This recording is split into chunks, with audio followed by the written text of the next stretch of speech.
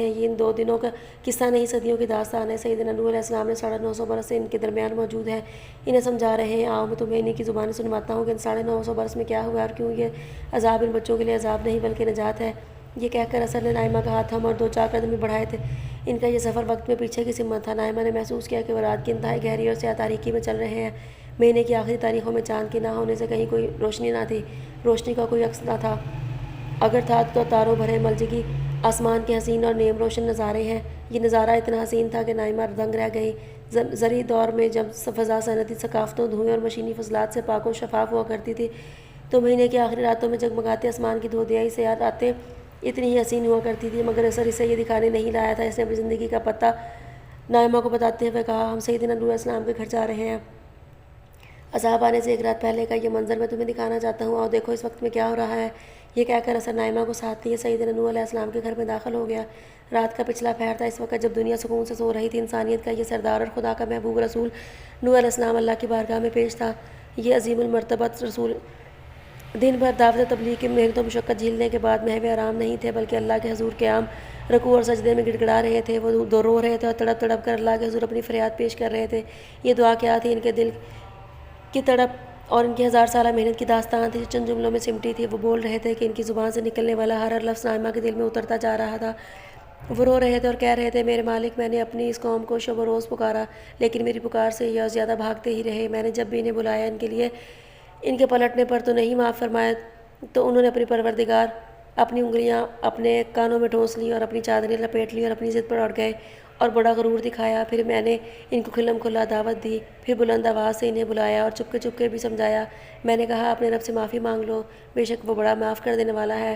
وہ تم پر ڈھیروں بارش برسائے گا اور مال و اولاد سے تم کو برکت دے گا اور تمہارے لیے باغ اگائے گا اور تمہارے لیے نہریں بہا دے گا۔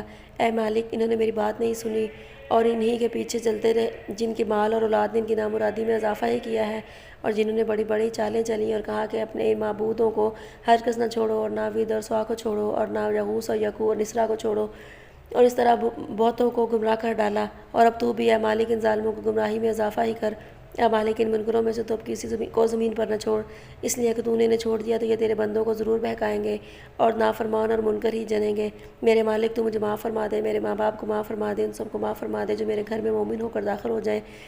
سب مسلمان مردوں اور عورتوں کو معاف فرما دے، ان ظالموں کے لیے ان کی بربادی کے سوا کسی چیز میں اضافہ نہ کر۔ اس دعا میں اتنی تاثیر تھی کہ نائمہ کے اس کے الفاظ کا خود پر صاف اثر ہو رہا تھا۔ 1000 برس کی محنت کے بعد ایک شخص اتنا مایوس ہو چکا ہے کہ اس کی قوم کی ہدایت کی کوئی امید نہ رہی تھی، حتیٰ کہ نسل در نسل کے تجربات دیکھنے کے بعد اسے یقین ہو چلا تھا کہ ان کی اگلی نسلیں پیدا بھی ہوں گی تو نافرمان ہی پیدا ہوں گی۔ نائمہ نے سوچا، جو بات میرے دل پر اتنا اثر ڈال گئی ہے وہ اللہ کی بارگاہ تک کیسے نہیں پہنچی ہوگی۔ یہ دونوں ایک دفعہ پھر کشتی پر اسی جگہ اور وقت پر لوٹ چکے تھے۔ اثر نے نائمہ سے پوچھا، تمہیں سمجھ میں آ گیا کہ بچوں کے لیے یہ سیلاب نجات کیوں تھا؟ پھر اس نے اپنے سوال کا جواب دیتے ہوئے خود ہی کہا، اس لیے کہ ان کی سرکشی بہت بڑھ چکی تھی اور ماحول اس درجے میں مخالفت پر مبنی بنا دیا گیا تھا کہ کوئی بچہ نارمل اور غیر جانبدارانہ انداز میں سوچ کے قابل ہی نہ رہا تھا۔ نائمہ نے اس بات میں سر ہلاتے ہوئے کہا، اس کو ہمارے دور کے اعتبار سے کنڈیشننگ یا برین واشنگ کہتے ہیں، مگر پھر بچوں نے بھی ابھی یہ تو کوئی قصور نہیں کیا تھا۔ جو بچے اس وقت موجود ہیں وہ تو معصوم ہیں۔ یہی تو میں کہہ رہا ہوں کہ سزا نہیں نجات ہے، سزا قوم کو دی جا رہی ہے۔ بچوں پر تو صرف موت کا وہ قانون لاگو ہو رہا ہے جو ایک روز ہر مخلوق پر ہونا ہی ہے۔ لوگ دنیا میں 1000 طریقوں سے مرتے ہیں، ان میں سے بچے بھی ہوتے ہیں۔ تم نے نہیں دیکھا کہ جراحم کی بیٹی امورہ بھی مری تھی؟ ہاں دیکھا تھا۔ تو بس ایسا ہی معاملہ ان بچوں کا ہے، ان کی عمر ہی اتنی طے کر دی گئی تھی۔ ان پر نہ عذاب کے فرشتے آئیں گے نہ خدا، آخرت میں انہیں کوئی سزا ملے گی۔ سزا صرف باشعور لوگوں کے لیے ہے، اور جیسا کہ میں کہہ چکا ہوں کہ خود تم سیدنا نوح علیہ السلام کی زبانیں سن چکی ہو کہ یہ سرکش و سنگ دل لوگوں کو سزا دی جا رہی ہے۔ ایسا عذاب صرف اور صرف رسولوں کے اقوام پر آتے ہیں، جن پر تمام حجت کے ذریعے سے یہ بات اتنی واضح کر دی جاتی ہے کہ وہ کسی غلطی کی بنا پر انکار نہیں کرتے، بلکہ پورے شعور اور ارادے کے ساتھ اللہ کے سامنے بغاوت کر دیتے ہیں۔ یہ اسی کی سزا ہے۔ اس کا مطلب یہ ہے کہ یہی معاملہ یہاں موجود حیوانات کے ساتھ ہوا ہے جو اس سیلاب میں مارے جائیں گے۔ انہیں عذاب میں ہلاک نہیں کیا جا رہا، بلکہ ان کی موت کا یہی وقت متعین تھا۔ نائمہ کے ذہن کے کسی گوشے میں موجود ایک اور سوال کو سامنے لاتے ہوئے کہا، اثر نے اس بات میں سر ہلاتے ہوئے کہا، تمہیں بالکل ٹھیک سمجھا۔ اثر نے ابھی یہی جملہ کہا تھا کہ اچانک کشتی کو جھٹکا لگا۔ پانی کی ایک زور لہردار آئی، کشتی میں حرکت شروع ہو گئی۔ نائمہ نے نیچے دیکھا، نیچے کھڑے ہو کر مدد کے لیے چلانے والے لوگ اس بڑی نہر کی نظر ہو گئے جو شہر کی سمت سے آئی تھی۔ اس نے شہر کی سمت دیکھا، لمحہ بھر کی چمکتی بجلی میں نظر آیا کہ شہر کے آثار پانی میں ڈوب چکے ہیں، ہر طرف پانی پھیل چکا اور اس پانی میں آہستہ آہستہ کشتی نے اپنا سفر شروع کر دیا۔ نائمہ نے روشنی میں یہ بھی دیکھا کہ کشتی میں بھی کافی پانی کھڑا ہو چکا ہے، اگرچہ اس میں بنے سوراخوں سے پانی مسلسل باہر جا رہا تھا، مگر بارش اتنی تیز تھی کہ پانی کی مقدار یہاں بھی آہستہ آہستہ بڑھ رہی تھی۔ نائمہ نے باہر دیکھتے ہوئے کہا، شہر تو ڈوب چکا ہے۔ ہاں، مگر اب سب لوگ ابھی مرے نہیں ہیں۔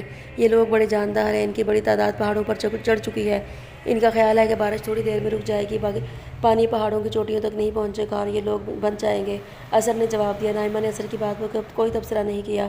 اس دوران میں بادلوں کی سیاہی کچھ چھٹ چکی تھی، بارش کی شدت قدرے کم ہوئی تھی، مگر تھوڑی ہی دیر میں نائمہ کو اندازہ ہو گیا کہ یہ کشتی کمی صرف اس لیے تھی کہ کشتی میں موجود پانی کی سطح بڑھنے نہ پائے، ورنہ باہر کے حساب سے ابھی اوپر سے بے پناہ پانی برس رہا تھا اور نیچے سے بھی لگتا ہے کہ زمین اپنا سارا پانی آج ہی اگلنے کا فیصلہ کر چکی ہے۔ پانی ایک دم سے بھرنے کی کئی وجوہات تھیں۔ ایک تو انتہائی تیز رفتار بارش، دوسرا پہاڑی پانی کا ریلا جو ہر چیز کو بہا کر لے گیا، تیسرے میدانی زمین جتنا پانی جذب کر سکتی تھی اس سے کہیں زیادہ پانی برس رہا تھا، اس لیے زمین کی پانی جذب کرنے کی صلاحیت ختم ہو چکی تھی۔ پھر جیسے جیسے پانی کی سطح اور اس پر موجود کشتی بلند ہوتی جا رہی تھی، نائمہ کو محسوس ہو رہا تھا کہ بارش کسی چھوٹے علاقے میں نہیں ہو رہی بلکہ دور دور تک ایسی ہی یا اس سے کہیں زیادہ بارش ہو رہی تھی۔ سیاہی کم ہونے سے روشنی کافی بڑھ چکی تھی۔ نائمہ نے دور تک نظر دوڑائی، جنگل پانی سے ڈھک چکا تھا، پانی کا سیلاب شہروں کو بھی نگل چکا تھا، ہر طرف پانی ہی پانی اور بلند بالا موجیں نظر آ رہی تھیں۔ ان کے درمیان وہ کشتی اوپر نیچے ہوتے ہوئے تیزی کے ساتھ آگے بڑھ رہی تھی۔ اس کشتی کے علاوہ چند پہاڑ ابھی تک پانی کی شرگار کے مقابلے میں ڈٹے ہوئے تھے۔ نائمہ نے دیکھا انہی پہاڑوں میں سے کچھ لوگ بیٹھے ہوئے تھے، وہ غالباً پہاڑ پر چڑھ کر بارش کے بند ہونے کا انتظار کر رہے تھے۔ روشنی کے نمودار ہونے اور بارش کے زور کم ہونے سے انہیں یہ حوصلہ ہو رہا تھا کہ بارش کا رکا ہی چاہتی ہے۔ انہی لوگوں کے درمیان ایک نوجوان بیٹھا ہوا تھا۔ اسے دیکھ کر نوح علیہ السلام نے کہا، یہ نوح علیہ السلام کا بیٹا کنعان ہے، یہ کافر ہی رہا اور آخری وقت تک کشتی میں نہیں آیا۔ اسی دوران میں حضرت نوح علیہ السلام نے بھی اسے دیکھ لیا۔ دیکھ کر وہ بے اختیار چلائے، اے میرے بیٹے، ہمارے ساتھ سوار ہو جا اور کافروں کا ساتھ نہ دے۔ وہ بولا، میں پہاڑ کی بنا لے لوں گا جو مجھے پانی سے بچا لے گا۔ حضرت نوح علیہ السلام نے کہا، آج اللہ کے قہر سے بچانے والا کوئی نہیں ہے سوائے اس کے جس پر اللہ تعالیٰ رحم فرمائے۔ ان الفاظ کے ساتھ ایک تیز رفتار موج بیچ میں حائل ہو گئی۔ موج ہٹی تو نائمہ نے دیکھا کہ وہ لہر اپنے ساتھ پہاڑ پر بنا رہے ہوئے تمام لوگوں کو بہا کر لے گئی۔ یہ منظر دیکھ کر حضرت نوح علیہ السلام بے اختیار سجدے میں گر گئے۔ نائمہ کو نہیں معلوم کہ وہ اللہ سے کیا دعا کر رہے تھے۔ اثر اس عبرتناک منظر کو دیکھ کر بولا، تم نے دیکھا کہ اللہ کا انصاف کتنا بے لوگ ہے؟ اگر پیغمبر کا بیٹا بھی مجرم ہے تو اس کو بھی نہیں چھوڑا جاتا، اور کسی کی کیا حیثیت ہے؟ بے شک، نائمہ نے مختصر جواب دیا۔ اس پر اس ماحول اور پیش آنے والا واقعات کی ہیبت اس طرح چھائی ہوئی تھی کہ اس کے منہ سے کچھ اور نہیں نکل سکا۔ زیادہ دیر نہ گزری تھی کہ پانی نے تمام پہاڑوں کی چوٹیوں کو ڈھانک لیا۔ اب صرف کشتی تھی یا دور دور تک پھیلا ہوا سمندر کا پانی۔ یہ سمندر وہ تھا جس کا کوئی کنارہ نظر نہیں آ رہا تھا۔ نائمہ یہ منظر دیکھ رہی تھی اور ایک عجیب کیفیت کا شکار تھی۔ اس نے موت، عذاب، طوفان جیسی چیزوں کا نام سنا تھا، مگر آج پہلی دفعہ جس ہولناکی کے ساتھ ان چیزوں کو ایک دفعہ جمع ہوتے دیکھا تھا، اس سے نائمہ کے اوسان خطا تھے۔ کشتی نوح علیہ السلام موت اور عذاب کے سمندر سے گزرتی جاتی اور طوفان کو اور سختی کو جھیلتی ہوئی آگے بڑھتی جا رہی تھی۔